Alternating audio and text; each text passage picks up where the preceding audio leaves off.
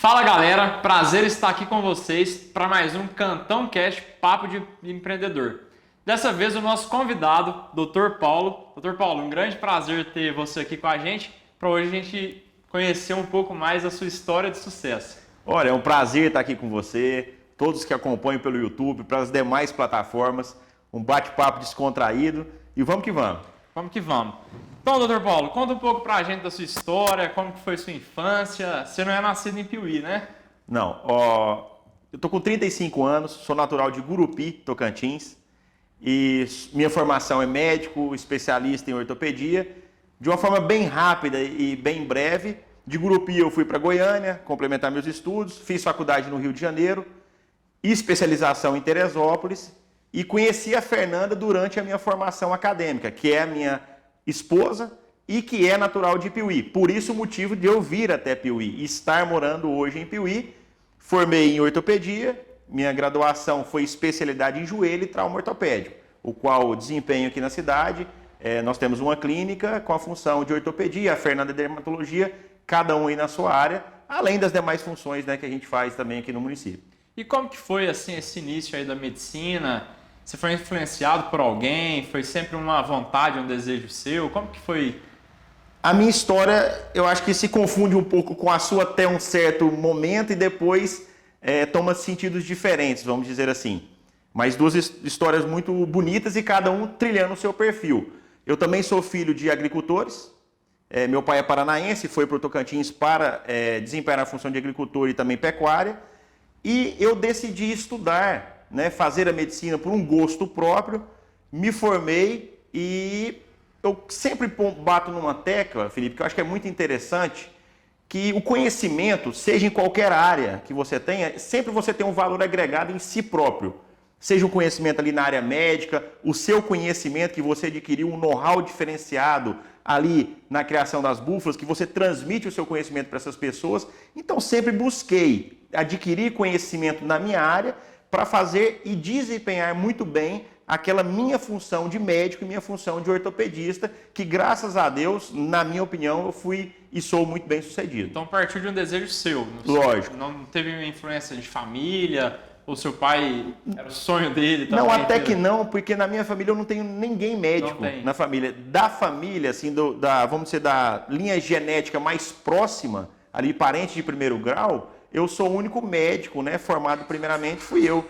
Então, não tive essa influência. A influência que eu tive foi do meu pai, da minha mãe, né, das minhas irmãs, que eu tenho 3 irmãs, 2 odontólogas, uma advogada que depois também fez assistente social, foi que eu estudasse. Mas o que estudar, logicamente, aí partiu de uma vontade própria. E a gente tem, né, assim, todas as vezes que a gente já foi estudante, e quando a gente acaba ali o ensino médio, é um período da nossa vida que a gente tem muitas dúvidas, né? Porque a gente ainda é um tanto quanto novo, a gente ainda não tem tanta maturidade e a gente está ali para definir o nosso futuro, né? Então é um momento que a gente passa mesmo, um momento bem duvidoso, né? Como que foi para você essa transição quando você acabou o ensino médio e já decidiu entrar na medicina? Foi tranquilo? Você já estava convicto do que queria?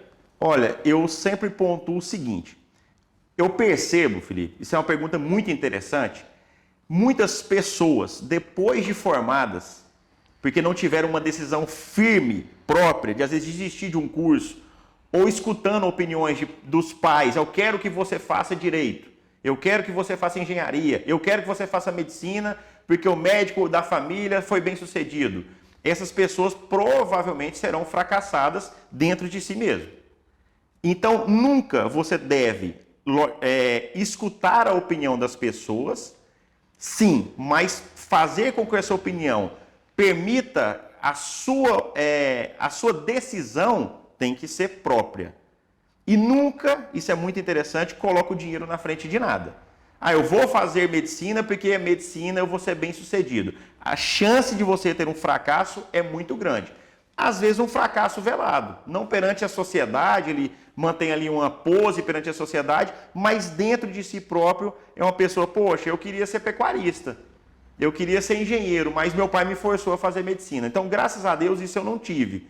É muito difícil essa escolha, pode ter certeza disso, não é fácil para ninguém, não foi fácil para mim, Mas logo ao entrar no curso eu percebi que era aquilo que eu queria. Eu só não tinha decidido ainda durante o curso se seria ortopedia ou não. Eu quis ser cardiologista no início. Eu me identifiquei bem com a cardiologia. Mas depois não queria ficar só no consultório, a parte clínica. Aí decidi fazer uma especialidade cirúrgica e a ortopedia permite isso. Você tanto fazer a parte clínica, de consultório, quanto fazer a parte cirúrgica também e ter uma resolutibilidade muito boa para o paciente. O paciente às vezes chega com uma lesão de ligamento, você opera, aquele problema dele está resolvido. Foi isso que eu sempre busquei. E você entrou num assunto muito interessante, que geralmente os pais, eles querem viver algum sonho dele nos filhos, né? Que talvez por falta de oportunidade, que a gente sabe que a geração passada foi mais complicada, era menos tecnologia, menos acesso, né, às tecnologias, transporte. Então, às vezes por limitação mesmo, não puderam exercer talvez um curso, alguma profissão que queriam. E acontece muitas vezes do pai querer viver o sonho que ele não viveu no filho, né? E começa essa influência. Então, olha que interessante. Muitas pessoas, isso que você falou, elas vivem sonhos de terceiros e por isso que elas não têm a completude, né? Porque ela não está vivendo uma coisa que bate no coração dela e é muito difícil porque, como é pai e mãe, envolve sentimento. E você não quer decepcionar o seu pai e a sua mãe. E fica uma situação complicada, porque é o sonho deles e você é filho, você não quer decepcionar. Então tem essa distinção, essa pegada que acaba, né, até constrangendo um pouco, mas que muitas pessoas vão por esse caminho, né? E no seu curso de medicina, em algum momento, passou pela sua cabeça, eu vou mudar de curso, ou eu vou fazer outra coisa, eu vou empreender? Alguma coisa assim? Ou sempre foi... Dentro da profissão, não. Eu tinha certeza que eu não queria só aquilo para mim. Eu queria ramificar um pouco minhas áreas de atuação, mas tendo como a base a minha formação como médico. Mas hoje, né, nós tivemos aqui um bate-papo prévio, você sabe, eu conheço a família, né? Nós temos uma certa amizade, mexo com a pecuária, também mexo com a agricultura, são coisas terciárias que agregam uma satisfação pessoal muito grande para mim, que eu gosto muito de fazenda, mas a minha base é o meu consultório, é a medicina. E você acha que, assim, por você ter vindo agora para o agro, né? Tem quanto tempo que você atua no agro? Atuação própria, vamos colocar em média de 3 a 4 anos, né? Sempre acompanhava o meu pai na fazenda, meu pai só fez até a 4ª série. Isso que você acabou de falar, eu queria complementar também. Eu acho que ele teve um discernimento muito grande e em deixar eu viver a minha plenitude. Lógico, Felipe, que todo pai e toda mãe vai orientar os filhos. O que nós não estamos, que eu pelo menos não estou querendo falar, você também não, que não é escutar o conselho do seu pai e da sua mãe. Isso é interessantíssimo. São as pessoas que mais te amam, que é o pai, a mãe e a sua família. As pessoas que sempre irão estar ao seu lado. Mas você ter um discernimento e filtrar todas essas informações que chegam até você e que você possa ter o seu próprio caminho, né? Trilhar o seu próprio destino. Agora, eu, particularmente, exercendo essa função terciária em torno de 4 anos. Né? Agricultura de soja, cultura de milho, safrinha e também a pecuária de corte. E você sente que houve alguma influência pelo seu pai ser já pecuarista, agricultor? Você também ter essa aspiração? Nesse ponto, sim. Ele te incentivava? Sempre foi uma área que me tocou muito, que eu gostava muito. Todas as minhas fugas, né, férias, feriados, eram na fazenda. Então isso eu não tenho dúvida nenhuma que influenciou muito. Meu pai até hoje, né, pratica a função de agricultor lá no estado do Tocantins. E eu, logicamente, por influência dele, com a ajuda dele também, porque iniciar não é fácil, eu estou também seguindo esse caminho. E você é um cara muito novo, né? Que já tem grandes conquistas. Inclusive agora, por último, tornou prefeito da nossa cidade, né? Prefeito aqui de Piuí. O que você vê na sua história, nas suas escolhas, nas suas decisões, nos seus aprendizados? Porque no patamar que você chegou, é necessário que a pessoa ela tenha já uma base muito sólida, né? Porque é uma responsabilidade muito grande, um município que você administra, que você está à frente. E não só isso, né? Você não deixou as suas funções como médico e também, né, tá sempre na fazenda. Então isso exige uma demanda muito grande de tempo e energia. Como que você vê, assim, que você adquiriu essa maturidade para estar hoje no ponto que você está? Felipe, Eu acho que o mais importante, eu sempre comento isso com a Fernanda, que é minha esposa, é deixar as coisas acontecerem naturalmente. Quando eu estava no consultório, ali atendendo as pessoas da sociedade aqui de Piuí, da região também, as pessoas comentavam, o Paulo vai ser prefeito, porque eu fui secretário de saúde, então aí eu tomei uma notoriedade perante a sociedade pelo cargo que eu desempenhei de secretário de saúde durante 2 anos e meios, e depois, questão de ajudar as pessoas, cirurgias, consultas, o dia a dia, o jeito natural de você conduzir a sua vida. Então isso aconteceu de forma natural, e eu sempre falava para as pessoas, no clube onde eu jogo bola, nos bares onde eu vou aqui beber cerveja com os colegas, as coisas acontecem naturalmente. Lógico que também há uma vontade própria. Você tem que ter a vontade, no caso, para um cargo político da população, porque é voto, então você depende do voto, e uma vontade própria. O casamento dessas duas coisas gerou a eleição, no qual eu fui vitorioso e hoje estou como prefeito. A responsabilidade aumenta muito. Hoje, 80% do meu tempo é dedicado à prefeitura de Piuí, uma cidade, nós estamos um porte de 35 mil habitantes, somos o polo de uma micro-região de 7 cidades vizinhas que concentram ali os seus consumos, bens e serviços aqui na nossa cidade, e essa responsabilidade ela é muito grande, mas tendo uma equipe também muito atuante, uma equipe aguerrida, eu creio que nós temos conseguido desempenhar um papel de qualidade satisfatória. E você tem que ser um bom gestor de tempo, né? Lógico. Porque são muitas tarefas, muitas coisas. Como que você consegue gerir o seu tempo para o município, para o escritor, para o consultório, para a fazenda, para a família, para os amigos, para a bola, que é um jogador de futebol nato, hein, gente? Joga bem. Tomara que meus amigos da bola não escutem isso, viu? Eu só jogo bola quando eu levo a bola. Ou quando paga, né, para jogar. É o dono da bola. Quando eu sou o dono da bola. O tempo é o mesmo. São 24 horas por dia. Você tem que ter uma equipe muito boa para ser ali os seus braços, os seus tentáculos nas suas ações. E o cargo em si de liderança, você tem que traçar as suas estratégias. Quais são os objetivos, aonde você quer chegar. Logicamente, no meio do caminho, muito desse trilha que nós estamos percorrendo, temos que repensar, temos que fazer reflexão, dar um passo atrás, ver se o que nós estamos fazendo é correto ou não. Mas hoje eu me dedico, como eu falei agora há pouco, a grande parte do tempo à prefeitura. Hoje, por exemplo, eu acordei era 5 horas da manhã, 5h30 eu já estava ali na zona rural, ali próximo da cidade de Doresópolis, onde tem uma máquina trabalhando na estrada rural. Voltei, 7 horas eu estava no setor de transporte, despachando com o secretário de transporte e com os funcionários.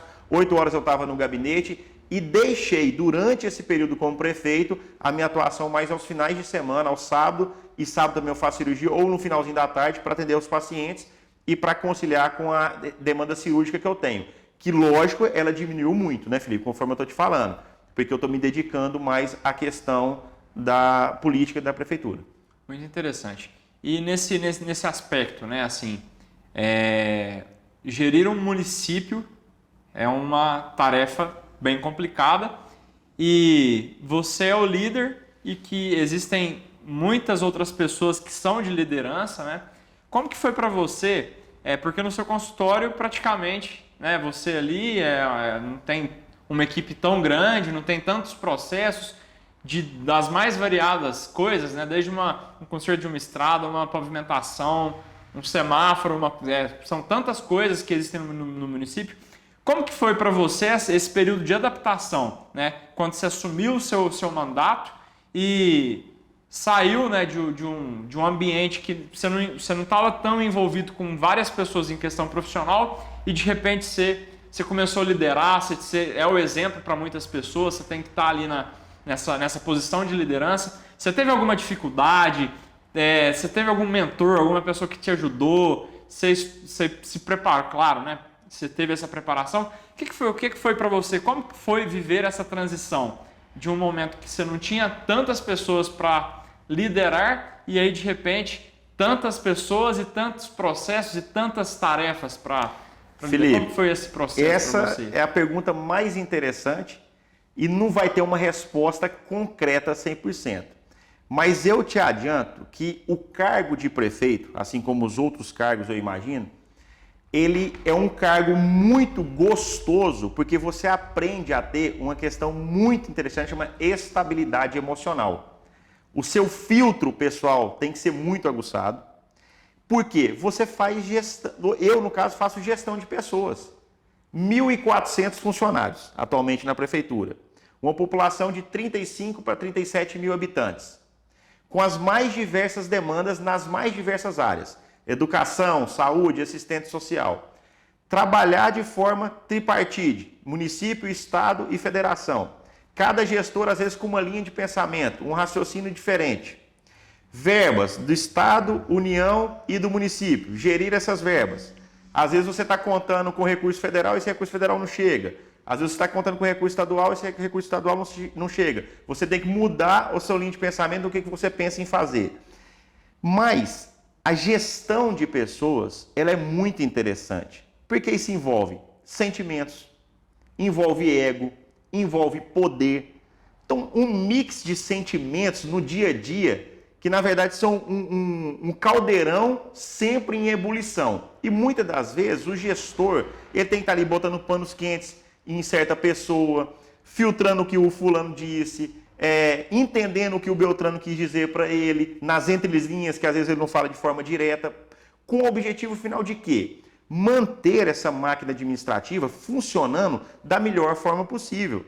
Manter ela no trilho para que a população, no caso aqui do município de Piuí, né, cada um na sua esfera governamental, para que a população não seja prejudicada. Imagina você que às vezes eu tenho uma diretora X de uma escola que tem uma desavença pessoal com uma diretora Y de outra escola. Se eu trouxer isso para o pessoal, eu acabo prejudicando quem? Os alunos. No posto de saúde, um médico que não se dá bem às vezes com uma enfermeira. Isso acontece no dia a dia, isso é normal.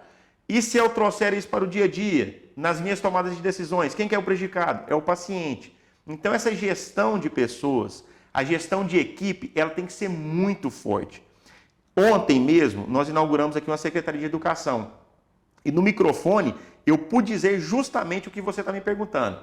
Começou a ter uma desavença dentro da prefeitura entre duas secretarias, funcionários. Chamei essas pessoas nas secretarias e falei, na prefeitura e falei, a única coisa que eu não quero aqui é que falte harmonia entre as secretarias, entre os poderes aqui diferentes. Porque senão, não sou o Paulo que será prejudicado, é a população que terá o seu serviço prejudicado.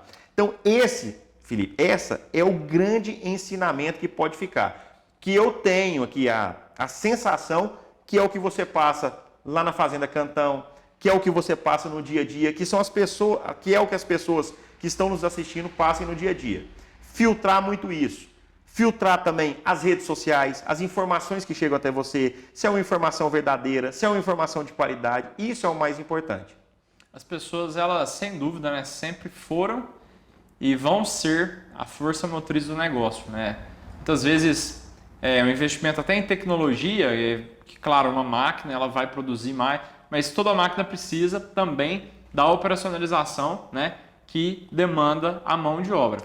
E no mundo dos empresários, dos processos, a gente ouve muito dizer que a empresa ela é reflexo do dono, né? Então, o líder que está ali, ele é o grande responsável justamente por tudo que você falou, gestão da emoção, gestão das pessoas, dos processos, e por isso, já que ele é o responsável, a empresa torna-se a cara do dono, o reflexo do dono. Você acredita que liderando uma prefeitura, isso também ocorre? A prefeitura ela é reflexo da pessoa que está liderando? 100%. E você concorda então, se é assim, como são tantos processos, você precisa de pessoas chaves em cada lugar, né? E essas pessoas chaves, talvez seja o maior desafio de todas as empresas descobrir quem são essas pessoas chaves. Quais critérios você usa para identificar essas pessoas chaves e ter ali uma relação? Porque como são muitos funcionários, infelizmente a gente sabe que você não consegue todos, né? Todos, né? Então você tem que ter essas pessoas chaves. Quais que são os critérios que você utiliza para identificar e encontrar essas pessoas chaves? O grande erro de um gestor ao assumir algum cargo público, e a gente sabe que isso acontece muito os critérios políticos. Acho que isso é o pior critério que você possa ter. Então, quando eu adentrei na prefeitura, procurei critérios técnicos. Então, não tinha como eu saber o que é o perfil dessa pessoa em questão psicológica, vamos dizer assim, mas o perfil técnico dessa pessoa. Então, vou citar exemplos. A minha procuradora, que é a doutora Célia, hoje do município de Piuí, é uma excelente advogada. Foi isso que eu busquei dela. Eu nunca tinha conversado com a doutora Célia. Quando eu fui eleito, dia 15 de novembro, que a eleição foi um pouco retardada, eu procurei a doutora Célia e falei que eu queria me sentiria orgulhoso se ela participasse da nossa equipe. E ela está lá hoje participando conosco, excelente profissional e muito boa de serviço naquilo que faz. A Rosângela Guerra é uma enfermeira que já tem 30 anos de Secretaria de Saúde, já trabalhou comigo quando eu fui secretário de Saúde, está ocupando essa pasta. A Vanilda, que é a secretária de Educação, eu estou citando um exemplo aqui de nome, às vezes pessoas que estão nos escutando não conhecem, mas para entender como é que foram a escolha desses critérios. A Vanilda é educadora, que eu nunca tive contato com a Vanilda, e foi um pedido das próprias professoras que a Vanilda fosse a secretária, e hoje ela é a secretária de Educação do município. Então, isso é muito bom. A Shirley, por exemplo, que foi secretária de Educação, também foi educadora, por isso que ela desempenhou bem a função como secretária de Educação. As pessoas certas nos lugares certos. E, lógico, os erros acontecem. Se tiver erro, que o gestor possa ter a liberdade, se ele não tiver algum entrave político que faça manter a pessoa naquele local, que ele possa fazer as substituições dessas pessoas que não estão desempenhando bem a sua função. Então, esse é o critério que eu utilizo aqui dentro da prefeitura. Até o momento, aí, com 1 ano e 5 meses de mandato, nós não precisamos fazer nenhuma troca. Lógico que os ajustes, uma conversa, ajustar um setor Y, um setor X, isso acontece diariamente. E uma coisa interessante, que você me permite falar, que a gente estava falando agora há pouco de sentimentos, René Descartes falava, né? Penso, logo existo. E veio Rousseau e falou que é o contrário, é sinto e logo existo, que o sentimento ele vem antes do pensamento e antes da tomada de decisão. Pode perceber, as pessoas que estão nos escutando, às vezes lê uma mensagem no WhatsApp, fica furiosa com determinada situação, às vezes aparece ali um azulzinho no WhatsApp, poxa, a pessoa não me respondeu, o que está acontecendo? O Felipe está com raiva de mim, o Paulo está com raiva de mim, e às vezes não é nada disso, ela envolveu um sentimento e do sentimento vários pensamentos que fizeram ela tomar decisão. O pensamento gera um sentimento, que gera uma emoção e vai aquele ciclo, né? E hoje, como a gente está que é uma pergunta interessante também. Há pouco menos de 10 anos atrás, a gente não tinha a fluidez que a gente tem hoje. E hoje uma ferramenta sensacional que a gente tem é o WhatsApp, né, que a gente utiliza muito. Mas em contrapartida, é uma ferramenta que a todo momento a gente está muito acessível e que também traz alguns prejuízos. Toda hora tem alguém chamando, né? E como o volume é muito alto, você tem sua família, você tem seus amigos, seus parentes, você tem todo mundo né, que você precisa ter contato. Você acredita que a gestão de um município ela pode ser afetada justamente por isso? Porque as pessoas muitas das vezes elas não entendem, né? Porque a realidade dela é outra. E é uma coisa que acontece comigo, por exemplo, na fazenda. Muitas pessoas, de uma vez só, querendo conversar, até se a gente ficar por conta, a gente não consegue. E eu já peguei muitas mensagens de pessoas, pô, você não dá atenção, você não é assim. Como que você acha isso aí na aprovação mesmo da sua disponibilidade? Porque antigamente era muito mais complicado, né? Você ter um acesso direto, mas hoje é muito fácil. Você acha que isso mais ajuda ou mais atrapalha essa facilidade de comunicar com você? Eu acho que tudo depende da forma como que a gente, como um todo, nós administramos essas ferramentas. Conforme você acabou de falar, eu acho que é fantástico. O WhatsApp, o YouTube, se assistir um leilão ao vivo, poder fazer uma compra à distância, as informações que você tem a tempo e a hora. Resta saber como é que a gente administra. Eu tenho pesquisa, Felipe, muito interessante aqui da nossa região. Os jornais impressos estão a cada dia com menos tendência de leitura, porque as pessoas têm uma informação de forma diferente. Essa comunicação de WhatsApp, o Instagram, o acesso direto que a pessoa tem, por exemplo, com o prefeito, ele é bom. Eu, no caso, como prefeito, que tenho que me policiar. Por exemplo, que hora que eu vou ver essas mensagens? Então, eu estipulo horários. Eu acordo muito cedo, então eu vejo pela manhã, ali por volta de meio-dia eu vejo novamente, por volta da tarde eu vejo novamente. essas mensagens dessas pessoas terceiras que não fazem parte diretamente da administração e procuro. Se você pegar aqui meu celular, eu não tenho quase mensagem nenhuma de WhatsApp para responder. Eu respondo todas as pessoas, ou de forma positiva ou de forma negativa, se pode ou não fazer aquilo que a pessoa está solicitando, mas eu procuro dar o retorno para todas as pessoas. E eu sempre digo o seguinte, a ferramenta ela é muito interessante. Resta saber como que nós iremos utilizar essa ferramenta. Percebo também alguma coisa do lado assim negativo.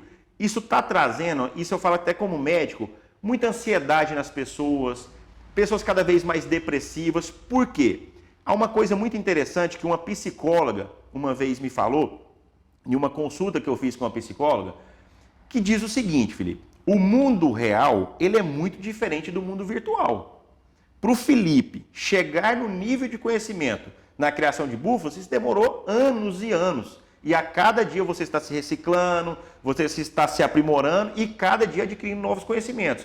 Como que eu, Paulo, que não sou dessa área, vou pegar agora um vídeo no YouTube e de um dia para o outro eu vou me tornar um expert? As pessoas têm que dar tempo ao tempo, esperar as coisas acontecerem. Então, são ferramentas ótimas, mas o tempo ele é implacável e ele é necessário. Você fazer uma cirurgia robótica é excelente, só que o robô ele não tem sentimentos. Numa dor no pós-operatório, vai ter que ser o médico que vai te atender. E falando sobre essa questão da gestão de emoção, do comportamento das pessoas, bem na sua gestão a gente passou por essa pandemia, né? Que foi um momento que, como nunca antes, as pessoas, que o ser humano é um ser social e de repente todos presos dentro de casa, sem esse contato, sem esse vínculo, muitas vezes impossibilitados de praticar atividades físicas e tudo mais. Como que foi para você esse desafio da pandemia logo já na sua gestão? Como que você encarou? Como que foi essa preparação? Felipe, foi uma das coisas mais difíceis da minha vida no exercício de algum mandato, né? Que é o primeiro mandato, no exercício da minha profissão. Por quê? Primeiramente, por ser médico. Então, a carga ali depositada ela é maior. E segundo, ao me tornar gestor, você se depara com várias situações diferentes. Com recomendações que vêm de uma Secretaria de Estado de Saúde, com protocolos que você tem que firmar com o Estado de Saúde e com o Ministério da Saúde. Nós tivemos, aqui não é segredo para ninguém, várias opiniões opostas. O presidente é contrário ao uso de máscaras, o presidente foi contrário ao confinamento, ao lockdown, mas a Secretaria de Estado determina que se você não fizer, se tiver algum paciente internado, você não consegue transferir para a sua regional de saúde porque você não está cumprindo aquele protocolo sanitário. Então esse mix de emoções foi muito difícil, mas o que eu sempre fiz, e não foi perfeito esse enfrentamento, eu acho que para nenhum gestor e comigo também não foi diferente. Eu acho que eu tenho várias culpas, parcela de culpa e às vezes alguma condução que não foi da melhor forma possível, mas uma coisa eu não pequei, sempre eu estava dialogando com a população, escutando as opiniões opostas da população, entendendo o sofrimento que essas pessoas estavam passando e tentando ali amenizar esse sofrimento como gestor. Por exemplo, um momento em que a vacina estava chegando, várias pessoas, às vezes até agindo de esperteza, vendendo vacina, coisa que não era uma realidade para o nosso momento, pessoas que às vezes por uma informação distorcida não estavam querendo vacinar ou não estavam aptas a vacinar. Então eu como médico e como gestor tive que ter muita habilidade em ouvir essas opiniões opostas e tentar sair desse caldeirão efervescente da melhor forma possível. E eu imagino assim, para finalizar, eu queria te fazer essa pergunta. Você estava meio que no meio de um fogo cruzado. Entre a cruz e a espada. A população de um lado, as pessoas querendo trabalhar, os seus negócios, várias coisas, a economia. E de outro lado, a pressão, né, que o governo, a secretaria, ela fazia sobre você. E no meio dessa pressão toda, o que se sobressai, obviamente, seria a gestão emocional. Mas foi um momento que todos, sem exceção, estávamos abalados emocionalmente por causa do novo, do medo do novo, do que estava por vir, da ansiedade, né? Como você manteve o seu equilíbrio emocional? Como você fez para gerir as suas emoções nesse período de maior dificuldade aí que você enfrentou, talvez na sua vida inteira, né? Com certeza. É situação extremamente difícil, a gente não vai ser repetitivo aqui nisso, mas a equipe que me trouxe muito conforto, uma equipe muito aguerrida, os profissionais da saúde, a Santa Casa aqui da nossa cidade, a nossa secretária de saúde, juntamente com toda a equipe, isso que nos deu força, porque ninguém, em momento algum, abaixou a cabeça, falou assim, vamos desistir. Porque são vidas que estavam em jogo naquele momento, que estão em jogo a todo momento. Então isso eu acho que é o bem maior de qualquer pessoa, a vida do seu ente querido, a vida de um familiar. Eu tive um pai agora recentemente, meu pai recentemente estava internado por causa de Covid, perdi alguns amigos por causa do Covid. Então essa força de querer sair desse obstáculo é que nos fez manter a cabeça erguida e a cada dia construindo alternativas para que isso fosse possível. Eu acredito, né, tenho opiniões contrárias, que a vacina ajudou muito, né, nesse enfrentamento da Covid-19. Tem cepas novas surgindo, até aumentando o número de casos aqui em algumas regiões, como é o caso de Piuí, mas cepas que com uma virulência menor, com a capacidade de uma doença mais avançada menor, isso nos deixa aqui numa certa tranquilidade e é uma coisa que nós estamos aprendendo a conviver, né? Passou do período de pandemia, entrou aqui na fase de endemia, né? Uma doença sob controle e nós temos que levantar a cabeça e continuar a nossa vida da melhor forma possível. E para a gente finalizar, qual o conselho você daria para as pessoas que estão nos assistindo? O que você gostaria de deixar como mensagem para elas? Porque todo mundo tem sonho, né? Todo mundo tem objetivo e às vezes muitas pessoas são travadas justamente por algumas barreiras, algumas coisas. Qual que é a mensagem que você deixaria para essas pessoas para que elas alcancem, né, os sonhos que elas têm e vivam uma vida plena, uma vida completa? Felipe, se você me permite, isso daqui é um bate-papo muito aberto, muito descontraído. Primeiro, eu quero te agradecer por estar abrindo esse espaço. Eu, Paulo, né, médico, prefeito daqui da nossa cidade, te parabenizar pela condução da Fazenda Cantão. Eu conheço de perto, sei da sua determinação. E eu peço que essas pessoas que estejam nos seguindo se inspirem na sua trajetória de vida. Que você acabou de me falar. Eu fico até arrepiado de falar. Você estava trilhando um caminho, se você me permite falar isso, até de forma até particular, aqui, expondo um pouco da sua intimidade, e você trilhando esse caminho, você percebeu que não era aquilo que você queria. Você foi viver os seus próprios sonhos. E enfrentou, gente, e enfrenta muitas dificuldades. As dificuldades na base familiar, as dificuldades perante a sociedade, as dificuldades do próprio empreendimento, que são diárias, mas você teve uma qualidade muito grande, que foi não abaixar a cabeça e construir alternativas para sair dessas dificuldades. Então, o que eu dou de dica para essas pessoas é isso. É você ser autor da sua própria história. Né? Augusto Cury tem um livro que fala sobre isso. Seja autor da sua própria história. E não pense que será fácil nunca. Não é fácil tomar essa decisão. Não é fácil quando você tomar a decisão. E não é fácil quando você estará trilhando esse caminho. Mas ele será menos doloroso, porque ele será o quê? Um caminho proveitoso, um caminho que você escolheu. Então isso é o mais importante. E a minha dica principal, deixem as coisas acontecerem naturalmente. Porque todo mundo, eu tenho isso comigo, tem um destino. Então vai acontecer de forma natural. Se for de forma natural, é muito bom. Um casamento arranjado dá certo? Não, ele vai falhar. Um namoro forçado vai dar certo? Não, ele vai falhar. Se for de forma natural, as coisas têm uma tendência a ter um sucesso muito maior. E o sucesso, ele não é dado, né? Ele é conquistado. Com certeza. É o processo, né? É um processo em construção, né? Gente, muito bom. Mais um bate-papo aí. Queria te agradecer de verdade por você ter participado. Foi muito interessante saber aí da sua história. Um cara tão novo aí, tá aí inspirando com tantas coisas, tanta força de vontade. E a gente vê, né, que você transparece a sua alegria, seu entusiasmo e conduzir tudo, né? E foi muito bom te ter aqui nessa noite comigo aí. Muito obrigado mesmo por Eu que agradeço muito. ter aceito o convite. E para vocês que vão ficando aí, um grande abraço. E esse foi mais um Cantão Cast, Papo de Empreendedor. Nos vemos no próximo episódio.